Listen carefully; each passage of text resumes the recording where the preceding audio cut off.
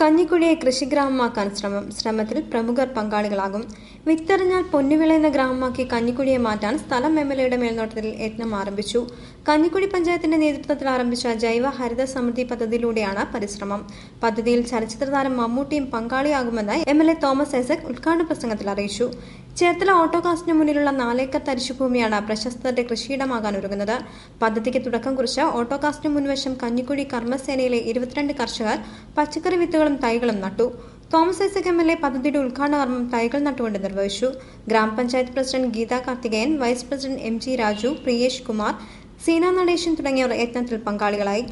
4.5 acre സ്ഥലത്ത് ചീര, പടവലം, പാവൽ, വെണ്ട, വഴുതനങ്ങ, കത്രിക്ക തുടങ്ങിയ 10ഓളം ഇനങ്ങളിലുള്ള പച്ചക്കറികളാണ് ഉൽപ്പാദിപ്പിക്കുന്നത്. 25 ലക്ഷം പച്ചക്കറി തൈകളുടെ നടീൽ ഉദ്ഘാടന ദിവസം നടന്നു. അതേസമയം കഞ്ഞിക്കുഴി ഗ്രാമപഞ്ചായത്ത് 9ാം വാർഡ് ആഭിമുഖ്യത്തിൽ ജനകീയ ജൈവഹരിത സമൃദ്ധി പച്ചക്കറി തൈ വിതരണോദ്ഘാടനവും നടീൽ മഹോത്സവവും നടന്നു. 9ാം വാർഡ് നഴ്സറി ഹാളിൽ നടന്ന പച്ചക്കറി തൈ വിതരണോദ്ഘാടനം തോമസ് ഐസക് എംഎൽഎ നിർവഹിച്ചു. പച്ചക്കറി തൈ നടീൽ block panchayat president advocate Priyesh Kumar നിർവഹിച്ചു.